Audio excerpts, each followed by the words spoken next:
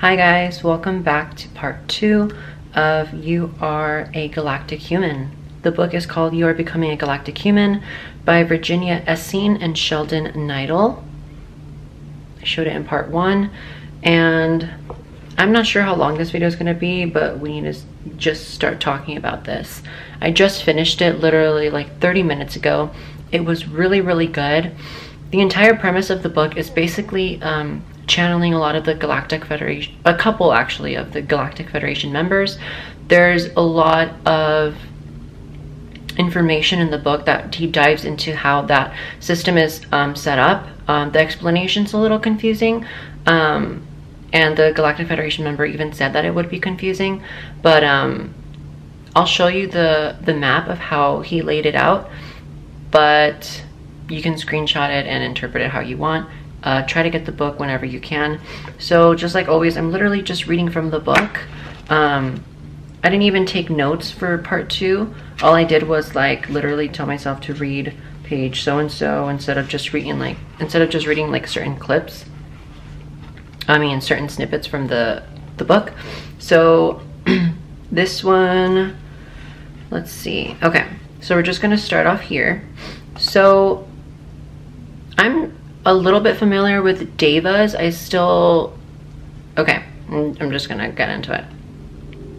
So the devas sit at the base of the spiritual hierarchy.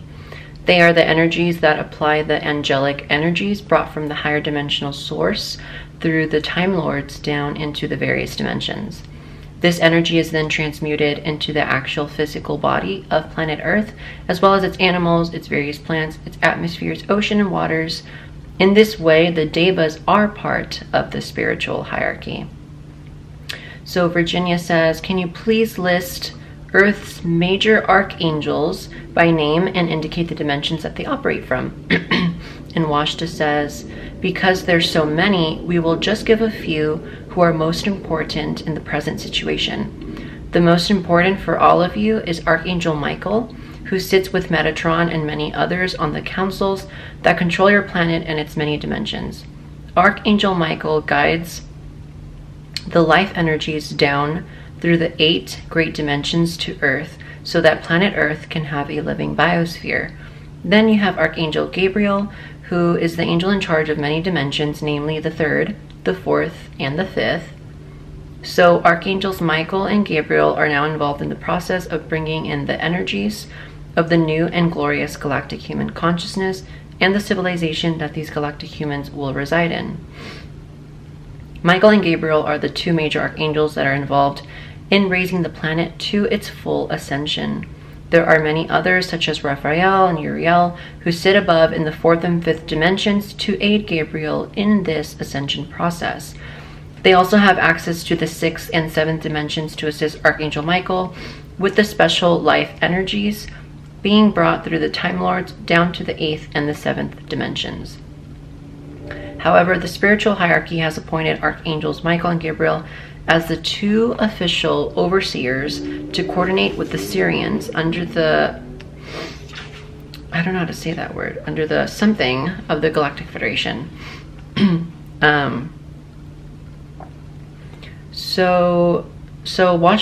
Virginia kind of brings up like Archangel Michael's lost war in heaven as reported biblically in other places. How did that happen and where do we stand now? So Washta tells us that this relates historically to the original creation. In this physical creation, you see there was established one basic concept.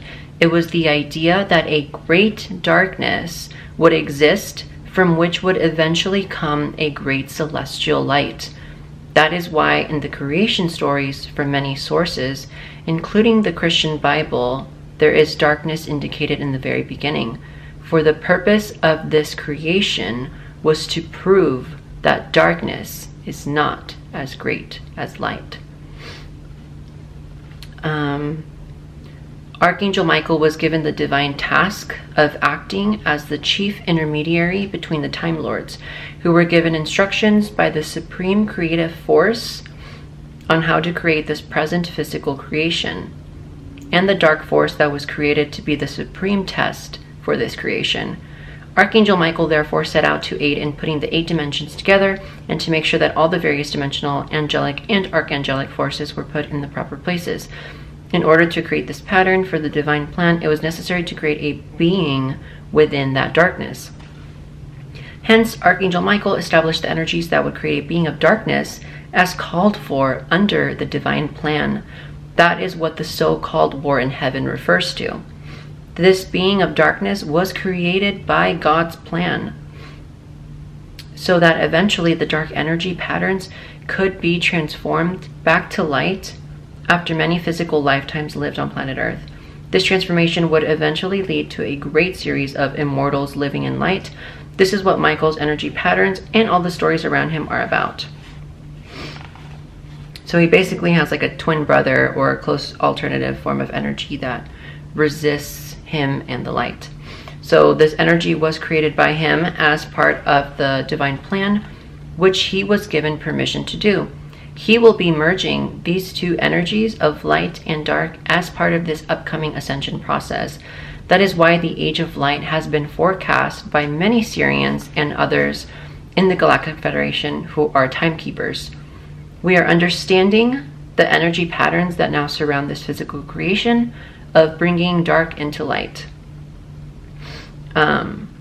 So this dark being that's related to Michael, does he have a name that we would recognize? Well, it's not a name that is recognizable in itself to humans on your planet, since many different names for it have been given, like Satan and the devil, etc. However, know that this name will be given to humans when the process of the first landings occur. For Archangel Michael will make a formal announcement of what is occurring, and he will explain what the time patterns are that will allow him to reemerge and create the great light in your galaxy. Also, it's very important to understand that there are, for the Time Lords, in their dimensions, there are an infinite number of them. There are millions upon millions upon millions of them. Far above the 8th dimension exist the Time Lords, who control every aspect of physical creation as given under the divine plan of the great creative force.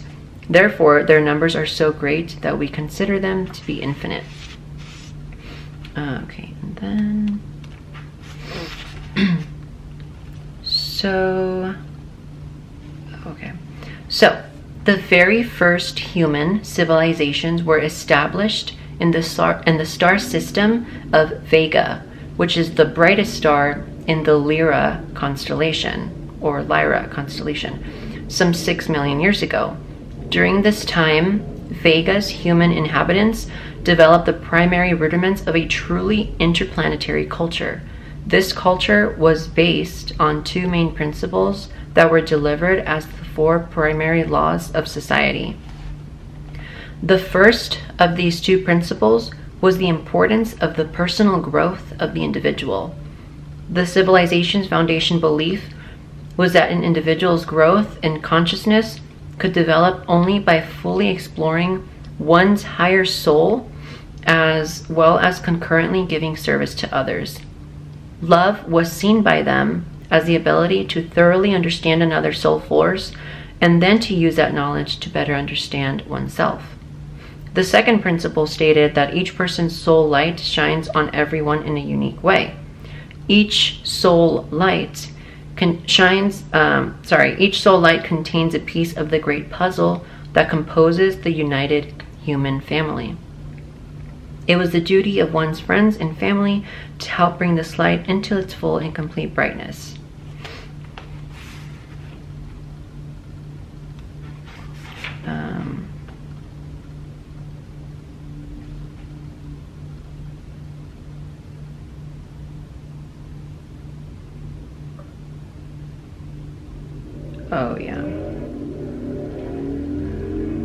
Oh yeah, here it goes. Okay, so here are the 4 basic social laws. You can just screenshot them. I'm not gonna take a photo of them. I mean, I'm not gonna read them out loud. Okay. Now this page.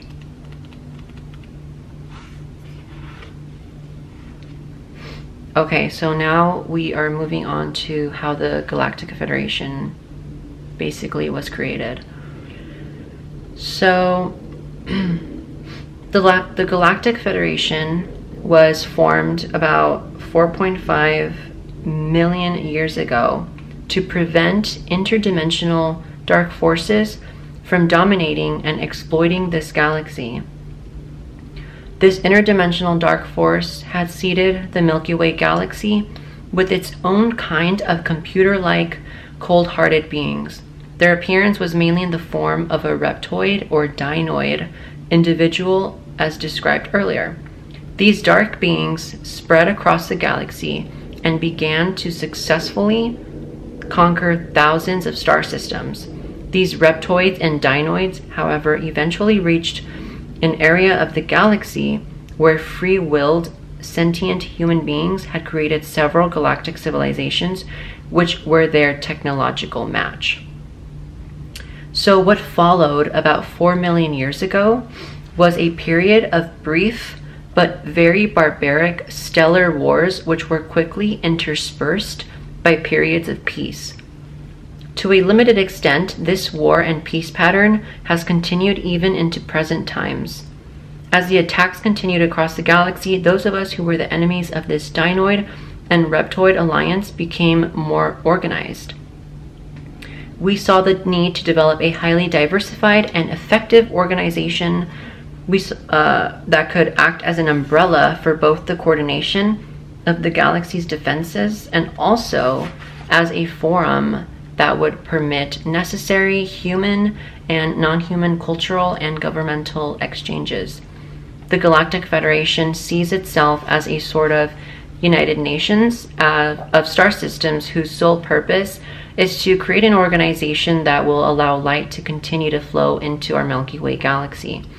At present, there are over 100,000 star systems and star leagues in the Galactic Federation, and recent additions between 1988 and 1993 have increased membership to almost 200,000 members. The primary basis of this galactic light of creation is love. Remember, this book is from 1994, so there are probably a lot of updates and upgrades that are going on in the Galactic Federation and all these other star leagues and star systems, so just keep that in mind. So this is the beginning of the diagrams of like how the Galactic Federation works, so be ready to screenshot this if you want to read it, because I'm not going to go over it.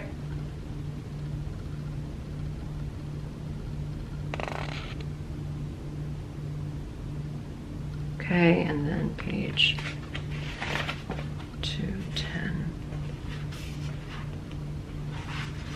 Okay. It's basically the same thing, but with this little portion zoomed in with like more information. And then you also have this page. Sorry. It's because I'm trying to hold my phone at the same time. Okay, there, screenshot that. Okay, 211, 215. I got this one too. Screenshot this.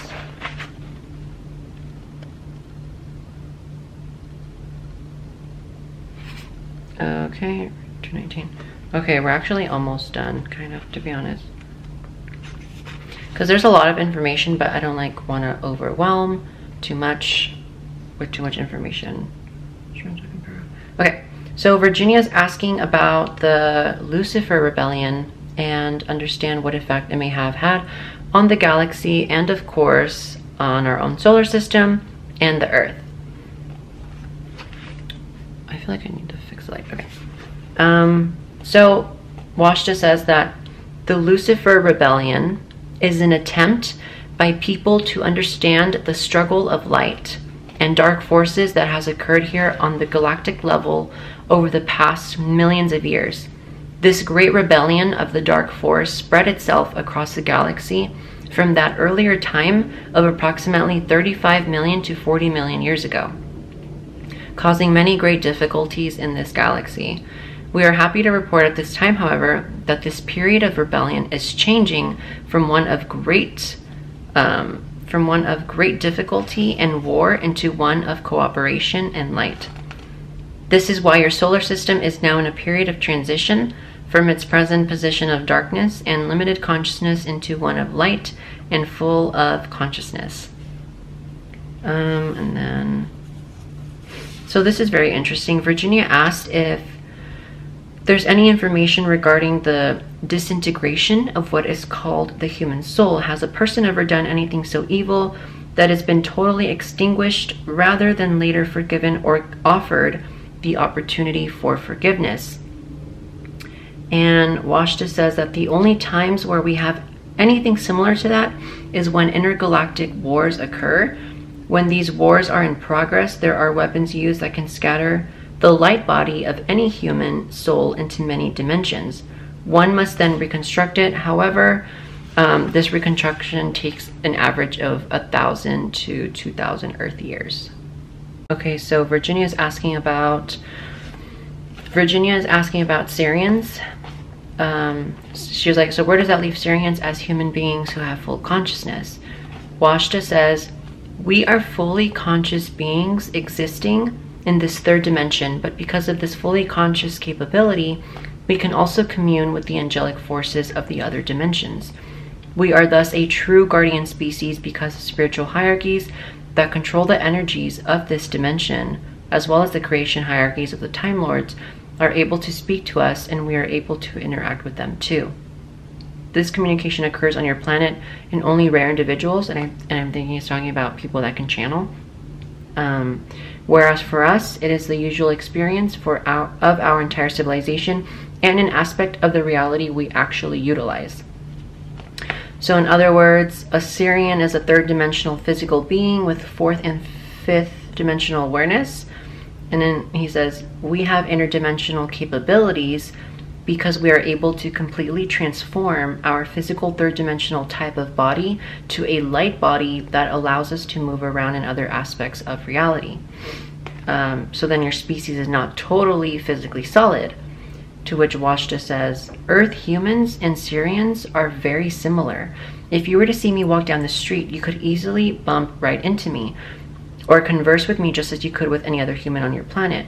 We are both physical beings, but Syrian humans also have the capability, because we are in complete control of our physicality, to transform our bodies into an interdimensional light body, or even to increase its usual frequency where the average Earth human would think it had disappeared.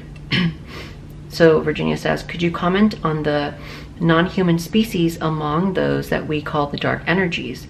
Are they the same in terms of these definitions that you have just given for yourself? To which Washta says, yes, they are. And since they are fully conscious light beings, although of a different bent and concept, they are adept with much the same abilities. When the awareness and capabilities of full consciousness are twisted toward the ego, it can cause a great deal of harm. This problem has been experienced by Earth humans who have practiced magic with less than a fully loving intent. This is the great difficulty, and this is why there has been this great conflict between light and dark in this galaxy and in this creation. Even though both light and dark are very strong forces, the light is about to lead the darkness to its own transformation. This is the nature of the struggle now going on in this galaxy. Okay, so this is a really good question. For Earth humans who are beginning to do some kind of communication, intending to open themselves up to the light, how may they be certain that the contacts that they make are with beings of light? And Washta says, always keep yourself in the light of the great source, in the crysted light of high consciousness that surrounds the souls of all humans. If you remain in this Christ light and in the light of the creator force, then you will be protected from the darkness and not swayed by it. The essence of the Christ light is love and compassion. When people are immersed in this white light energy and they use it as the source for all that they do in raising their consciousness, they will see that this energy has the capability to protect them from any dark vibrations. And so she asks, then how do you define possession? And Washta says, possession is when these dark energies are allowed to enter into consciousness because the proper precautions are not taken to protect the physical and spiritual bodies. This is because most Earth humans do not consciously practice connecting with the great Christ light. They do not work to constantly maintain themselves in it. Practicing to connect with it and remain within this light will keep difficult situations and other such negative energies away from them. This is why Earth humans should always bring the Christ light in or invoke the light. Let's see. Okay, so Washta says that we believe that the coming century, or roughly the next 100 years or less of Earth calendar time, will successfully bring the end to all wars and all violence. We believe that we are approaching not only a millennium of great change in our solar system and your solar system, but we are also achieving the great ascension of light in this galaxy after battling the darkness for eons. This is because of the phenomenal and unbelievable shift in consciousness by the dark energy forces toward the light. At present, over half of the galaxy has moved into the light, whereas at the beginning of the 1980s, that figure was less than a quarter of the galactic population. If this change continues at this pace, we estimate that by the end of the next century, the entire galaxy will be able to ascend. This positive shift is also being reported by many other galaxies with whom we are now in communication. So the approximate number of galaxies that the Galactic Federation negotiates with is 50 galaxies, and already have 2 of these galaxies as members. It is our deep hope that in the next few decades we can make as many new intergalactic connections as those who are now forming with our own galactic family. We are constantly in amazement over the tremendous energy that both the spiritual hierarchy and the Time Lords have set up to convert the energies of this galaxy toward the light. And then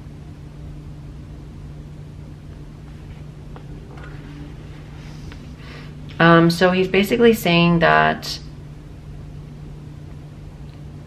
they have visited 2 planetary systems in Pegasus that are not in your present category as a showcase solar system, but are very primitive.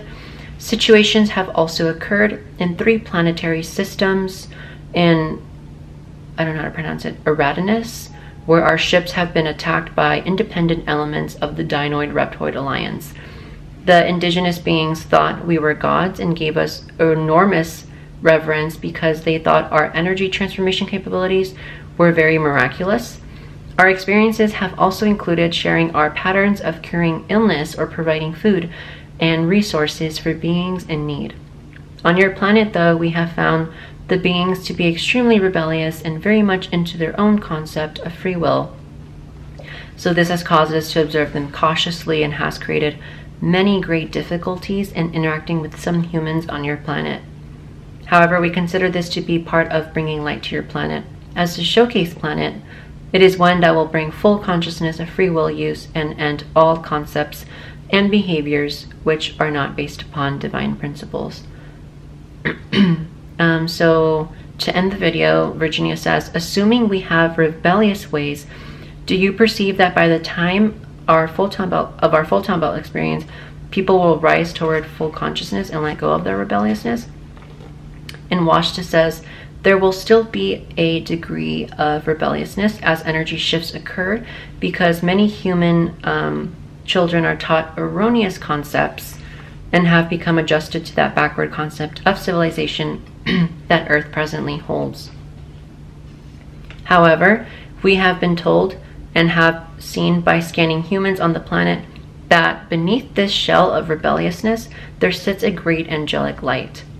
Once full consciousness is restored to the human physical body, this light will more easily combine with the body and produce the effects that we predict will form a new galactic civilization.